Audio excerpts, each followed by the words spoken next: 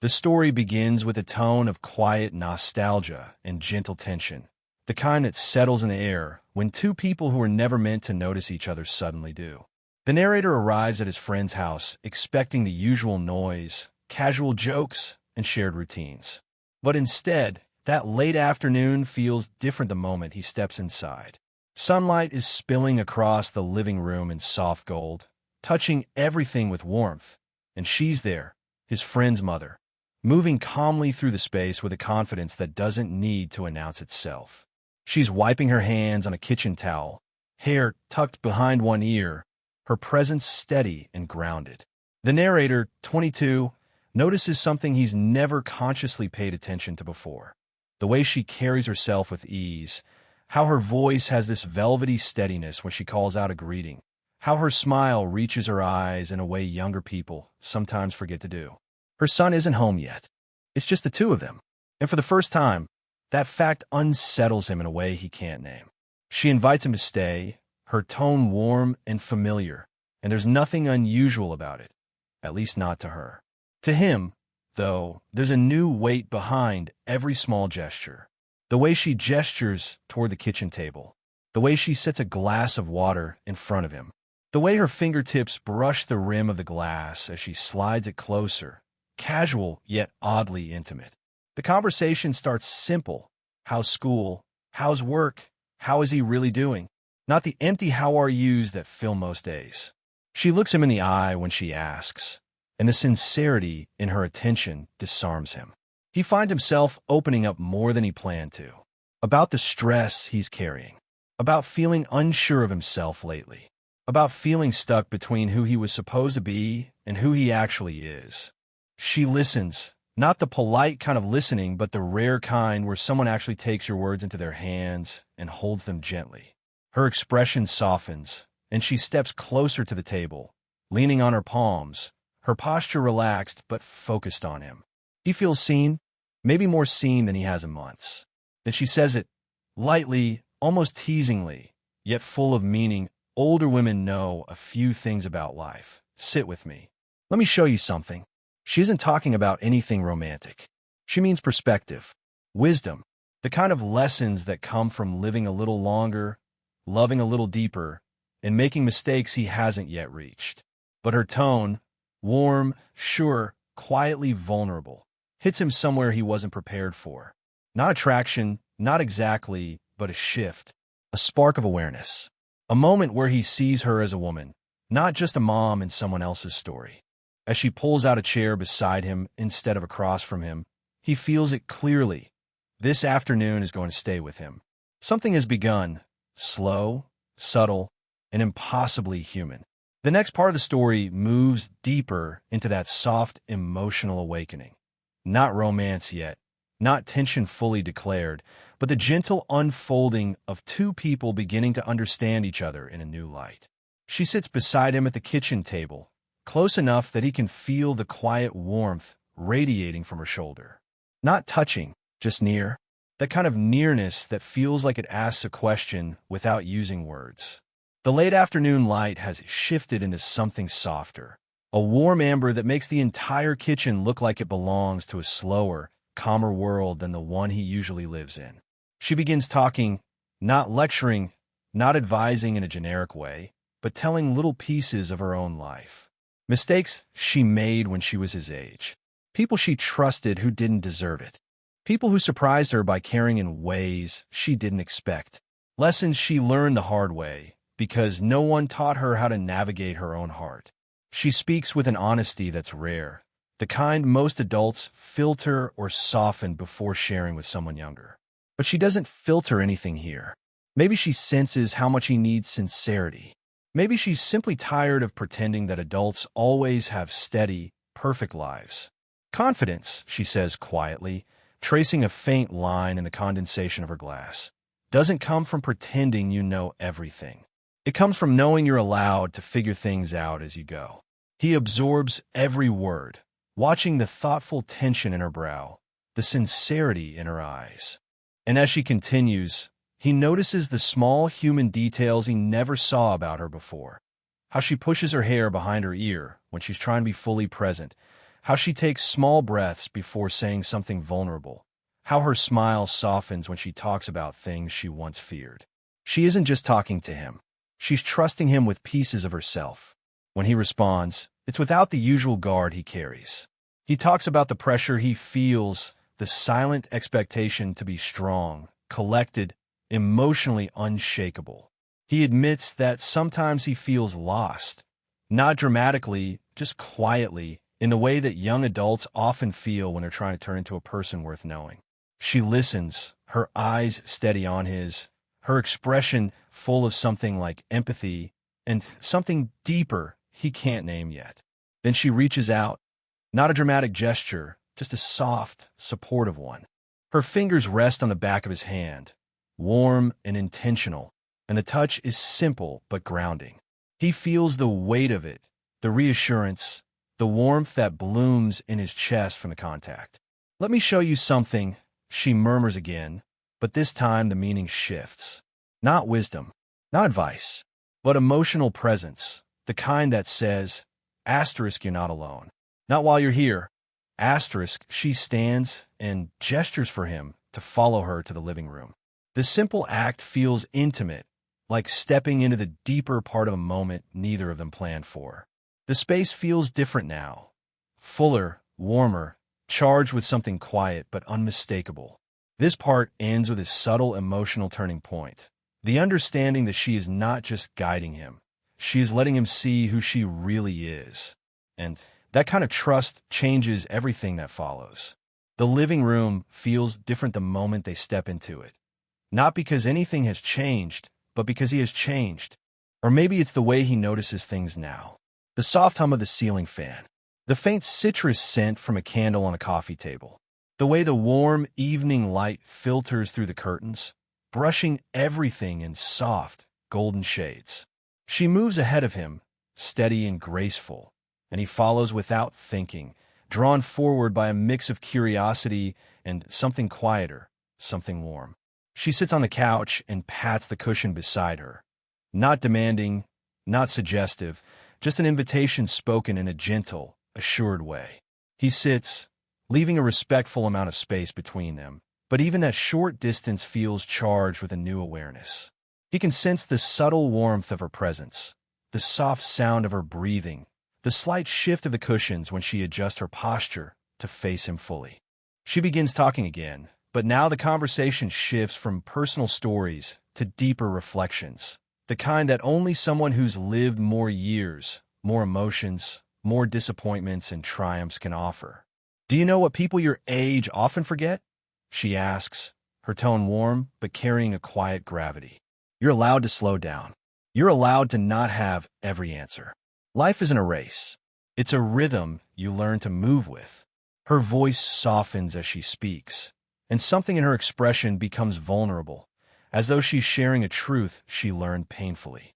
He listens with complete focus, drawn not only to her words, but to the way she leans slightly closer when she speaks, her long black hair falling over her shoulder in a dark, graceful wave.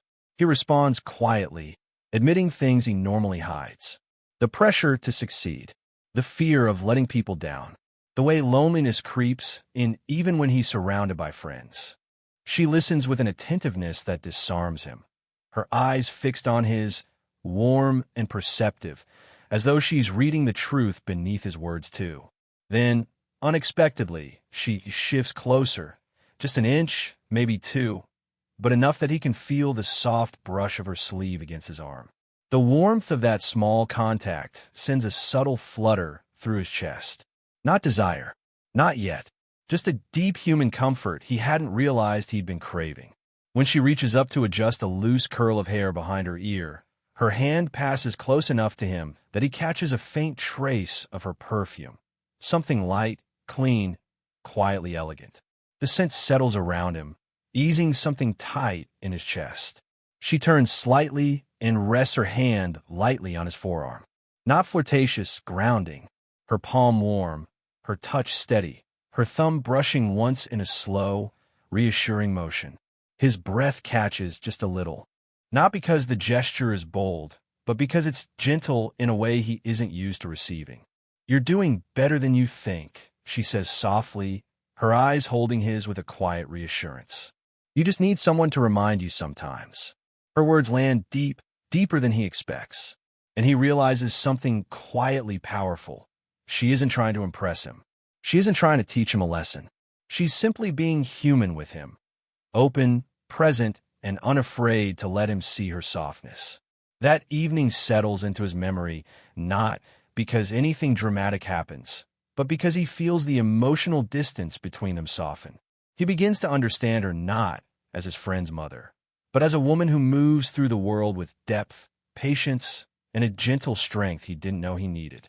And without either of them saying it aloud, a fragile bond forms, subtle, warm, and impossible to ignore. As the evening settles into a gentle quiet, something shifts in the atmosphere, a calmness that feels almost like permission, not to cross boundaries, not to step into anything forbidden, but to finally speak truths neither of them usually says out loud. He sits beside her on the couch, still feeling the warmth of her earlier touch lingering on his forearm. She leans back slightly, drawing a slow breath, and for the first time, he notices a faint fatigue in her expression, like she's been carrying more than she lets people see. She glances toward the window where the last streaks of daylight fade into a soft bluish dusk, and when she turns back to him, her smile is gentle but a little fragile at the edges. You know, she begins, her voice quieter than before. People assume that once you reach a certain age, everything gets easier, that you figure yourself out, that confidence just arrives. She gives a small, self-aware laugh. It doesn't work like that. He listens, sensing that she's not offering general wisdom now. She's opening a door into something personal. She pulls one knee up slightly on the couch, turning toward him more fully. Her body language softens, shoulders relaxed, hands resting loosely in her lap. Her long black hair falling forward enough that she tucks it behind her ear again. There's a vulnerability in her posture, a quiet invitation for him to be present with her, not just speak to her. I spent so many years taking care of everyone else, she says. My son, my job, my home, even the little things, making sure things looked okay from the outside. Her gaze drifts, thoughtful, but somewhere in the middle of that, I forgot how to take care of myself. He hears the honesty in her voice, but also something deeper, the weight of loneliness she rarely lets anyone see. There's no melodrama, no self-pity, just truth. You seem so strong, he says softly. I am, she replies, meeting his eyes. But strength isn't the same as being unbreakable. Her lips curve into a faint, sincere smile. Sometimes strength is just choosing to keep going, even when you feel invisible. The word invisible settles between them. It hits him harder than he expects, because he realizes he sees her, not as someone older, not as a friend's mother, but as a woman who feels deeply, lives quietly, and carries more than she ever admits. She sighs gently, then shifts closer without seeming to think about it. Her knee brushes his thigh for a moment before she adjusts her posture, and though the contact is small, it sends a slow warmth through him. Her hand moves, hesitant at first, then rests lightly against his shoulder. The touch is soft but intentional, her fingertips brushing the fabric of his shirt as if searching for steadiness. You listen, she says quietly. Most people don't. He feels something gather in his chest, a mix of admiration and a growing protectiveness he didn't expect. She looks down at her lap. It's been a long time since someone really heard me. He could say something comforting, but instead he simply places his hand gently over hers. Not firm, not suggestive, just present. Their fingers don't interlock, but the warmth that spreads through the simple touch feels steady and grounding. She exhales, a soft release of tension he hadn't realized she was holding. Her shoulders drop a little. Her eyes soften in a way that feels almost intimate, not romantic but deeply human. This is the moment she lets her guard down, not in a dramatic confession, not in a sudden declaration, but in the quiet, unfiltered honesty she rarely shares with anyone. And he realizes it's something important. She isn't teaching him anymore. They're sharing something. A connection born from two people who needed to feel seen, and finally are. The room feels gentler now, the kind of gentle that comes after two people admit truths without meaning to. The late evening light has faded, leaving the warm glow of a single lamp on the side table. Nothing dramatic, nothing dim or shadowy, just soft brightness filling the space with a calm intimacy.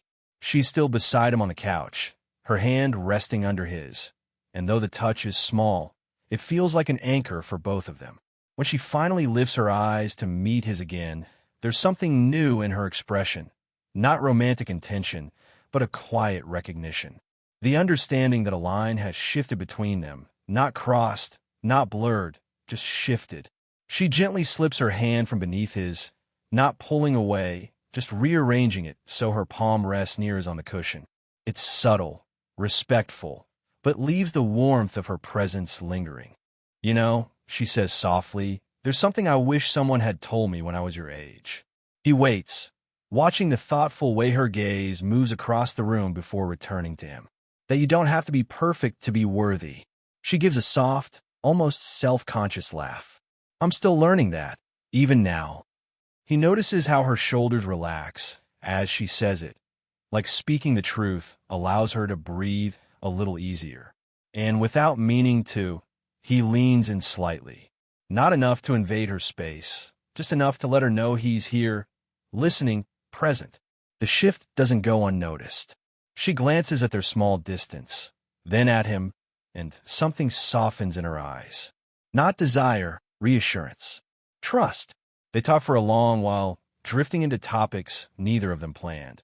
Her dreams she placed on hold. His fears of failing people he cares about. The pressure to act older than he feels. The pressure on her to never appear vulnerable. As she speaks, he catches her looking at him with a kind of gentle curiosity, like she's trying to understand why she feels so comfortable sharing parts of herself she usually keeps protected. She tucks her hair behind her ear again, a gesture he's noticed she does when she's about to reveal something real. I don't usually open up like this, she admits quietly. Not because I don't want to, just because people don't always handle honesty well. He wants to reassure her. Instead, he moves slightly closer, giving her space to pull back if she needs to. She doesn't. Their shoulders brush, a brief, soft contact, and she exhales in a way that sounds like relief rather than tension. You have a calmness about you, she says. It makes it easy to feel safe. He feels the impact of those words in his chest. Safety. It's the kind of compliment that carries meaning far deeper than attraction. She reaches for his hand again, but this time her touch lingers a little longer, her thumb brushing lightly along the side of his index finger. Warm, steady, intentional. Not romantic, not forbidden, just close. You remind me, she says softly, that connection doesn't depend on age. It depends on honesty. The moment settles over the two of them, delicate but firm, like a thread gently tying their worlds together. Her voice, her presence, the soft warmth between them. None of it feels accidental anymore. This is the beginning of emotional gravity, the kind that draws two people toward each other not through desire, but through mutual understanding. And as he sits there beside her, he realizes something unmistakable. She isn't simply teaching him or confiding in him anymore. They're meeting each other in the same emotional space, equal, open, and quietly intertwined. The evening settled around the house like a warm, velvety blanket, the golden light of the lamp spilling over the living room walls. Sitting opposite her, the weight of unspoken words pressed against my chest. She leaned slightly forward, elbows resting on her knees, fingers loosely intertwined. Every small movement felt deliberate yet effortless, a graceful reminder of her presence. The quiet hum of the refrigerator and the distant bark of a dog outside formed a soft soundtrack, punctuating the tension in the room. Her eyes, dark brown and luminous, met mine with a quiet intensity. There was no judgment there, only an invitation, as if she already knew the truth I was hesitant to voice. My voice, tentative at first, stumbled over simple sentences. I tried to explain the confusion I felt. how admiration had grown into something I hadn't fully understood, and how seeing her had become a moment I unconsciously waited for every day. Each word felt fragile, as if saying them aloud might shatter the fragile balance between us. She listened with a patient, unhurried attention, tilting her head slightly, a faint smile tugging at the corners of her lips. The warmth in her expression was grounding. It made my chest ache with both longing and the fear of crossing an unspoken boundary. I noticed the subtle details I had always admired. The way her long black hair caught the lamplight, the gentle curve of her smile, the soft laugh lines at the corners of her eyes that spoke of decades of lived experience. When I faltered, unsure how to continue, she shifted closer, her hand brushing against mine. Light, tentative, yet purposeful. The contact was electric in its simplicity, a silent assurance that my words, however fumbling, were safe with her. The touch lingered just long enough to make my pulse quicken, yet not so long as to overwhelm the delicate intimacy of the moment. It was a gentle balance between guidance and encouragement, a subtle teaching of patience and vulnerability. Her voice, calm and steady, finally broke the silence. She acknowledged my feelings, not with judgment or shock, but with understanding. There was a quiet authority in the way she spoke, an awareness of her own desires and limitations, and an ability to guide without rushing. I realized then that the distance I had felt between us was less about age and more about trust. The mutual, unspoken trust that had been building since our first conversation. As the night deepened, we sat together in shared silence, the closeness between us tangible. Every gesture, an adjusted hand, a shift in posture, a lingering glance, carried a weight of emotion words could not capture. In that quiet moment, I understood that connection wasn't always loud or dramatic. Sometimes it was the soft, unhurried understanding between two people who saw each other fully, who allowed space for both longing and restraint. And as the lamp flickered gently, I felt the first real spark of hope, not for immediate fulfillment, but for the slow, steady journey of intimacy that was unfolding one tender, careful step at a time. The afternoon sun streamed through the living room windows, casting a soft, golden glow across the space. The once tense air had softened into a quiet comfort, the kind that comes after vulnerability is shared and met with understanding. She sat on the edge of the sofa, legs crossed gracefully, her long black hair catching the light in a way that made it seem almost alive. The 40-year-old American Caucasian woman radiated a calm confidence, yet her eyes held the gentle softness of someone who had just opened a door to her own heart. Across from her, I sat slightly closer than usual, hands resting lightly on my knees, feeling the subtle tension of anticipation slowly melt away. Our earlier conversation had unraveled the hesitations, the silent fears, and the unspoken longing between us. Now, there was no rush, only the quiet presence of each other. When she reached out, her fingers brushed the back of my hand. Not a dramatic gesture, just a light, deliberate touch that sent warmth coursing through me. I responded instinctively, letting my hand settle against hers, feeling the soft, steady pulse of reassurance. The closeness felt natural, as though we had been navigating toward this moment from the very beginning. She laughed softly at something I said, a light, melodic sound that made the corners of her dark brown eyes crinkle subtly. Her curvy figure shifted slightly, and I noticed the graceful poise in her movements, the ease with which she inhabited the room. The simple gestures, the way she tucked a strand of hair behind her ear, the way she tilted her head when listening, felt charged with meaning, each one a quiet confirmation of the emotional bridge we had built. There was no urgency, no forced declarations.